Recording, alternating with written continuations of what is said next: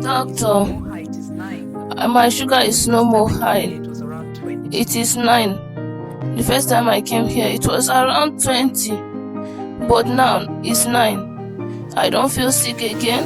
I don't feel weak when I wake up in the morning. Mrs. Ayola, thank you for your question. I would like to explain to you why you need to continue with your drugs and other management for your diabetes in this presentation. Please just watch on as you see the reason why you need to further continue with your management and treatment. Thank you. What if the most dangerous part of diabetes isn't the number on the meter, but what that number does to a person's body over time? For many individuals living with diabetes, high blood sugar acts like a silent storm, causing damage in the background. They might feel fine for years, but beneath the surface, the foundations of their health are being weakened. Today, this presentation isn't just about sugar levels. It's about pulling back the curtain on the real long-term challenges, the chronic complications. But more importantly, it provides the map to avoid them. What viewers, especially you, will learn in the next 15 minutes could save your vision and the vision of anybody who is watching, could save limbs and even lives.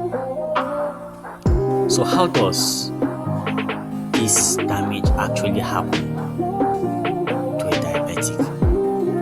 Think of a diabetic person's blood vessels as a vast, intricate network of pipes. When their sugar is consistently high, it's like pumping syrup into that system. This syrup does two things. One, it stiffens the pipes through a process called glycation, where sugar molecules literally gum up the works in the pipe. And two, it causes inflammation and rusting from the inside, known as oxidative stress. This damage is the root of all the complications to come. But what form do these complications take? The answer lies in the size of the blood vessels under attack. First, let's examine the small-scale damage to the body's tiniest blood vessels, the capillaries. This is the realm of the microvascular complications. There are two forms or categories of complications: the microvascular complications and the macrovascular complications. Now, the first one to note is neuropathy. Now, a patient might start to notice uncertain signs. If a person with diabetes begins to have a burning, tingling sensation in their feet, especially at night, they are likely developing a peripheral neuropathy. Neuropathy means a disease of the nerves. Their nerves are crying out for help. It often starts with pain, sometimes burning pain, but can lead eventually to numbness, a loss of feeling that is deceptively dangerous, that usually precedes a diabetic food. And this nerve damage can be widespread. Many men with diabetes find out that they have problems with erections. Yeah, that's neuropathy for you. This isn't just a personal issue, it's a medical one called erectile dysfunction. And it's a direct red flag from their nervous system and vascular system. Others may experience dizziness upon standing, or digestive problems like constant bloating and nausea and sometimes persistent diarrhea. Another microvascular complication is retinopathy. This is the microvascular complications involving diabetic retinopathy is a leading cause of blindness. It occurs when fragile vessels in the retina start to leak blood and fluid. A person may see flutters, their vision may blur, or they may notice nothing at all until it's too late. This is why annual dilated eye exams are non-negotiable for anyone with diabetes. While the eyes are the windows to the soul, there's another organ working silently in the background. That's the kidney. Nephropathy can happen from diabetes. What happens when the body's primary filtration starts to fail without a warning sign?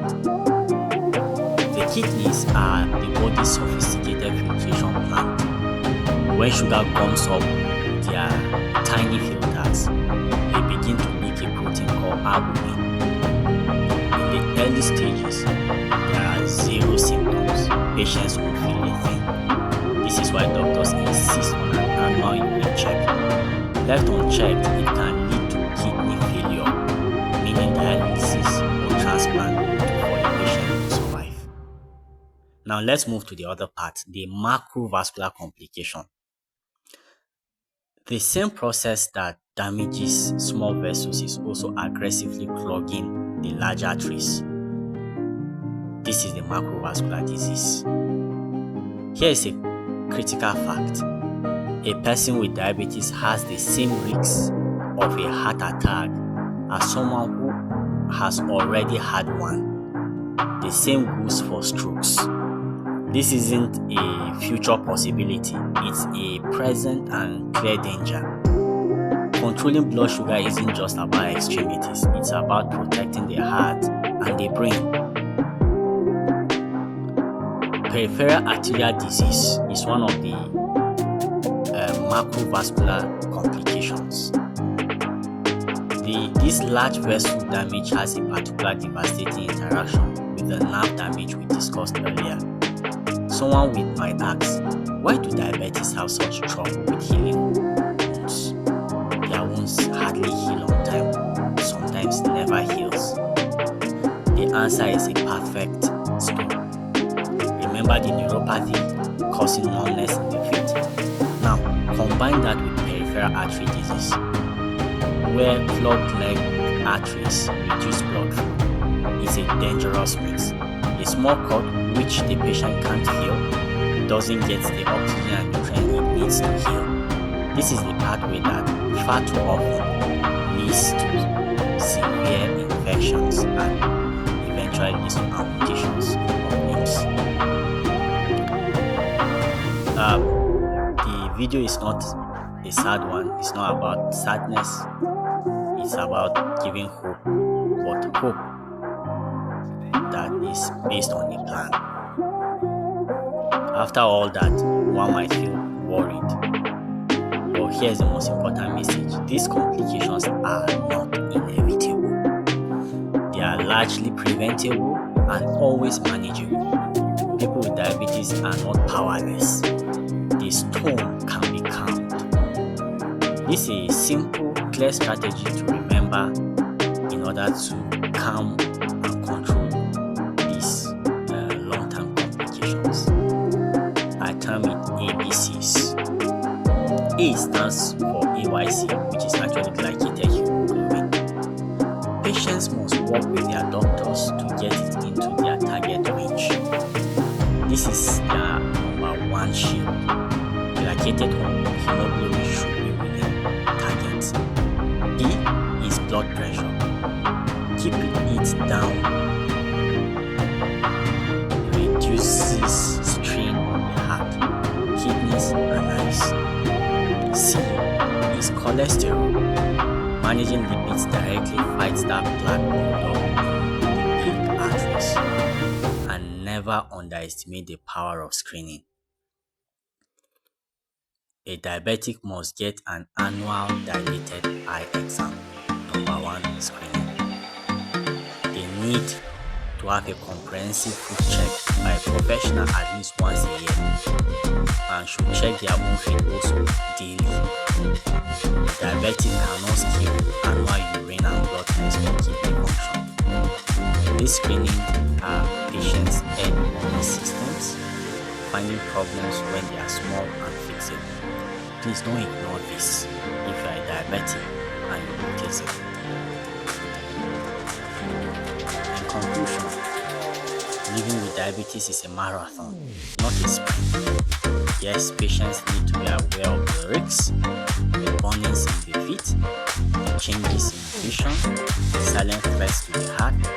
Their focus should be on their powerful daily choices. That's the most powerful way to keep diabetes in check. Their future or the future of the diabetic is not written by the diagnosis. It is written by their daily, weekly, and yearly actions. If this video helped you understand the journey of a person with diabetes, please give it a thumbs up and share it with someone who needs it. Subscribe to the channel for more clear, honest health information. What is one step you will take for your health this week? I'd love to hear it in the comments below.